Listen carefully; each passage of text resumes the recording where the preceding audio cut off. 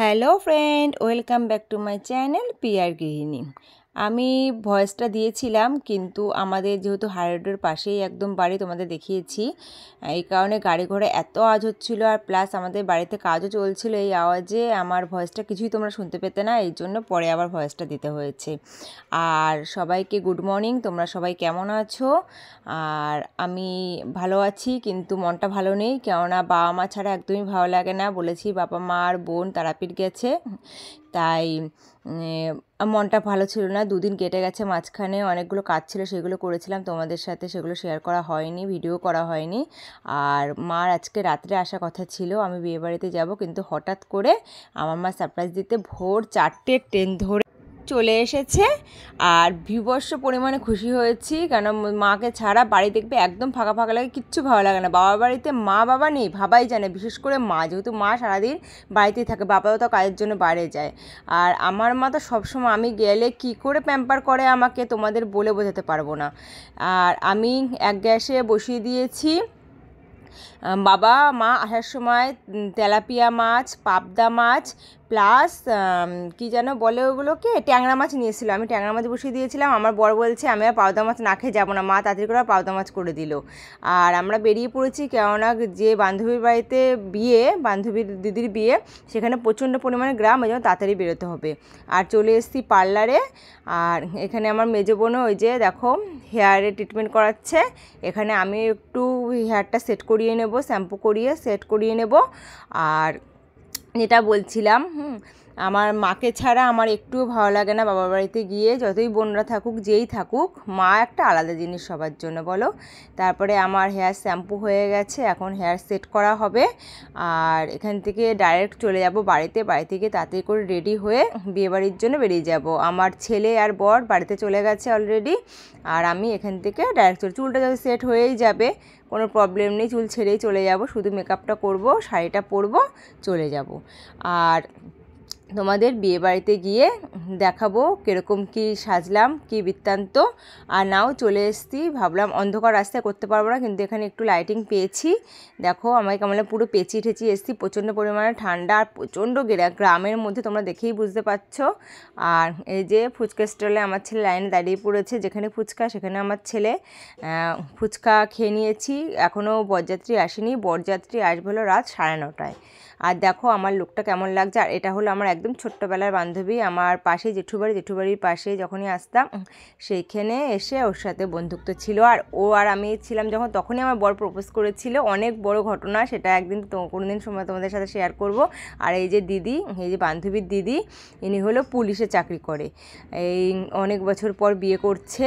এই দেখো আমি মানে মিট আপ করে নিলাম, খুব খুশি হয়েছে আমার আশাতে। এই যে হলো আমার সেই বান্ধবী, আমার হলো আগে যে ছেলে স্কুলে পড়তো সেই স্কুলের বান্ধবী। আর দেখো আমরা সবাই মিলে দাঁড়িয়ে চিকেন পকোড়া, কফি এগুলো খেয়ে নিচ্ছি। অনেকটাই মজা হয়েছিল, কিন্তু থাকার কথা ছিল, থাকতে পারবো না, যেহেতু হাজব্যান্ডকে নিয়ে এসে সব জায়গায় থাকা যায় না, কেননা ওরা আনকমফর্টেবল ফিল করে। আমার বান্ধবীর বড় বাইরে থাকে, সেও নেই। আর আরও যে বান্ধবীরা এসছে তার হাজব্যান্ডরা আসেনি, মানে এসেছে চলে যাবে খাওয়া দাওয়া করে, এই কারণে আমার বরকে নিয়ে একা থাকাটা ওর সাথে নাইনসাফি হয়, তাই না?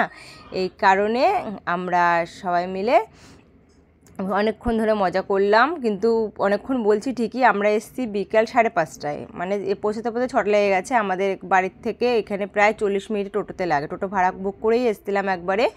আর সেই টোটো দাঁড়িয়ে রয়েছে, বেশিক্ষণ ওয়েট করানো যাবে না। আর রাত্রেবেলা পুরো অন্ধকার। এই যে হলো একটা বান্ধবীর মেয়ে, আমি একদম পুচকু বয়স থেকে দেখছি, নার্সারিতে ভর্তি হয়েছিল। আমার ছেলে আর ও ওরা একসাথেই বড় হয়েছে। আর দেখো বলছে আমি তোমার ভিডিও দেখি, তো আমি তোমার বন্ধুদের হাই করে দিলাম। এই সব মজা করছে, দেখো নাচ গানা হচ্ছে, এখান থেকে আমার একটুও যেতে ইচ্ছা করছে না। এই দেখো তোমাদের মেনুটা দেখিয়ে দিলাম, খেতে বসে রয়েছি। ফার্স্ট ব্যাচে খুব লজ্জা লাগছিল, কেননা বান্ধবীর বাড়িতে এসে ফার্স্ট ব্যাচে বসে খেয়ে যাওয়াটা খুব একটা বাজে সিচুয়েশন। আর যেখানে অন্য বান্ধবীরা থেকে যাচ্ছে, হ্যাঁ রাত করে খাবে, নাচা গানা হবে। আর এই দেখো আমার ছেলের খাওয়ার একটু ইচ্ছে নেই, কেননা দেখো সন্ধ্যেবেলায় তো খাওয়ার অভ্যাস সাধারণত আমাদের নেই, আমাদের খেতে খেতে কম করে 10টা 11টা এরকম হয়ে যায়, কম করে তো 10টা হয়ই। আর দেখো আমার ছেলে পকোড়া খেয়েছে, তারপরে কফি খেয়েছে, ফুচকা খেয়েছে, ওর একদম খাওয়ার ইচ্ছা নেই, শুধু খাওয়ার নিয়ে নাড়াচাড়া করছে। এটা হয়তো আর 1 ঘন্টা পরে খেলে আমরা খেতে পারতাম। নাও এবার রেডি হয়ে নিচ্ছি, আবার পেঁচিয়ে পুচিয়ে নেবো। বাড়ির মধ্যে দিয়ে এবার বেরোতে খুব লজ্জা লাগে, কেমন একটা লাগে। একটু আগে সেজে গুজেছিলাম, আর এই যে দেখো যে বাচ্চা কোলে নিয়ে বসে রয়েছে, ও হলো আমার ছোট্টবেলার, একসাথে আমরা স্কুলে পড়তাম। কিন্তু আমি চিনতে পারিনি, ও আমার পরিচয় দিল। আর দিদির মন খারাপ, দিদি বলছে তুমি চলে যাচ্ছ, তোমার সাথে আর কথাই বলবো না, যাও তুমি চলে গেলে তো, আজকে আমার বিয়ে, আমি চলে যাব আবার কত দূরে, হ্যাঁ দেখা হবে না, তুমি কেন চলে যাচ্ছ। আর দেখো এই যে টোটো টুটোতে দেখো পুরো ফাঁকা শুনশান রাস্তা, এই কারণে আর তাড়াতাড়ি বেরোনো। এখন বাজে রাত 8:20, হ্যাঁ তাই দেখো কি পরিস্থিতি রাস্তা, একটা লোকজন নেই। আর এই দেখো কুয়াশা দেখেছো, এই জন্য তোমাদের ভিডিওটা করেছি, কুয়াশা পুরো ধোয়া উঠছে, মানে দার্জিলিংয়ে এসে গেছি। আর বাড়িতে চলে এসেছি, আর দেখো ছেলে আর বরের কাণ্ড, যে যার মতো জামা কাপড় রেখে যেরকম পেরেছে সেইভাবে খুলে রেখে কম্বলের তলায় গিয়ে শুয়ে পড়েছে। আর এগুলো এখন পরিষ্কার করে নিয়েছি, আমি পরিষ্কার করে মুখ ধুয়ে নিয়েছি, আর শাড়ি চেঞ্জ করে নাইট ড্রেস পরে নিয়েছি।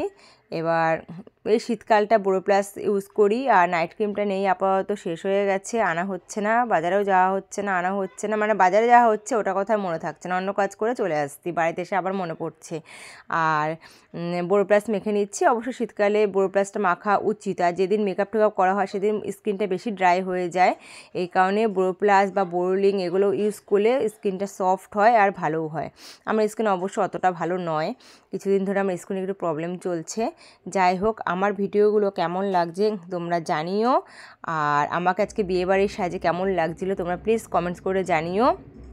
আর মানে কি বলবো, আর লাইক করো, সাবস্ক্রাইব করে অবশ্যই পাশে থাকো, আর ভিডিওগুলো প্লিজ স্কিপ করো না, পুরোটাই দেখো। আর টাটা, চলো গুড নাইট, দেখা হচ্ছে আবার পরের ভিডিওতে।